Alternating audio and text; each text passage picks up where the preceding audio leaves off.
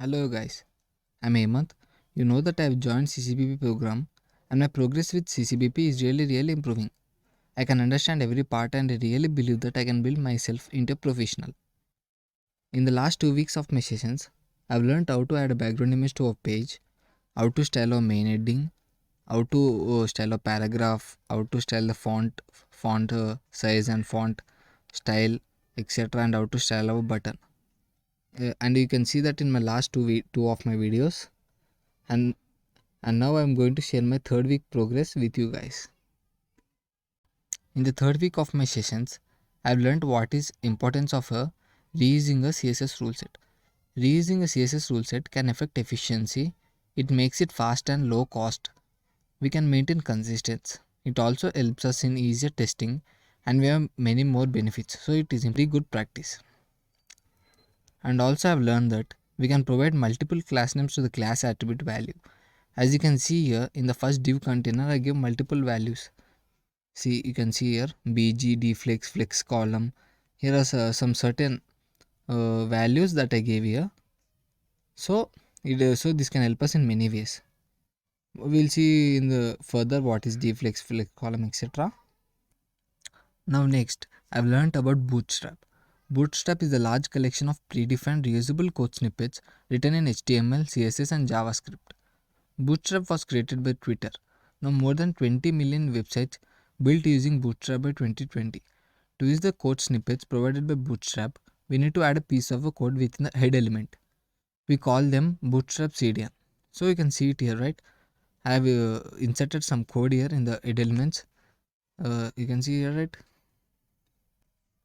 So when we want to use a Bootstrap, we need to insert this in our head element.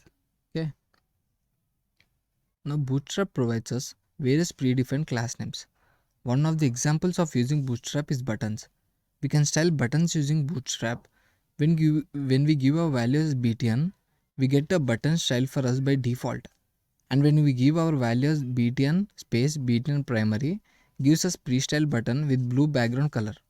And then we have values as a btn success, btn hyphen success, which gives us output as a button with green background color. Btn hyphen secondary gives gray, btn danger gives us red. And in our code, we used a button danger. You can see it right in the button. We gave btn space btn danger. Okay.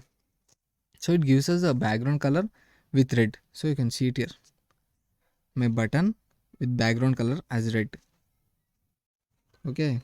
So you can see I have added another value, another my attribute value is button. So you can see in CSS.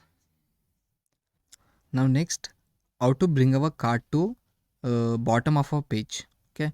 Now you can see that Zomato card, which was on which should be on the top, is at the down at the bottom of the page. So how did we do it? Here comes the topic of layout. An HTML layout is a blueprint used to arrange web pages in a well-defined manner. We use the layout method called flexbox. It helps us to arrange the HTML elements in row or columns. We have many flexbox properties. Some of them are flexbox container, direction, justify content, wrap, align content and many more. There are many more. So to bring a card to the bottom, we need three of flexbox properties. They are flexbox container, direction and justify content. Firstly, we have to define a flexbox container for the container. Here we have div container and in it we need to define flexbox container as dflex. You can see it here, right? I gave the div container as dflex, give div container value as dflex here. Okay, it is the first step. Now flex direction. The flex direction specifies the direction in which the flex item should be arranged. We have two directions, rows and columns. When we give the value as row, it moves horizontally. When we give value as column, it moves vertically. So we need our card to move vertically down. So I give you a value as flex column. You can see it here, right? Flex column. Okay. Now we will see how to make the content move to top, middle and bottom.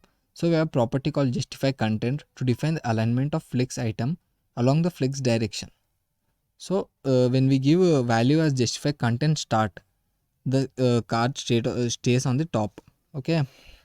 When we give value as justify content center, the card comes to center. And when we give a justify content end, so the card comes to the bottom of the page. So I need it, right? So I need the card to be at bottom, so I give justify content end here. Okay, so my card is down here, right? My card came bottom. So this is how we move card in the website page that we design. So this is my third week progress, friends. So if you want more details how I added this background image, and how I styled my button, how to add a main heading and paragraph, you can see my previous two videos. They are my previous 2 weeks progress. And please like, share and subscribe. Thank you guys. Thank you. Next wave.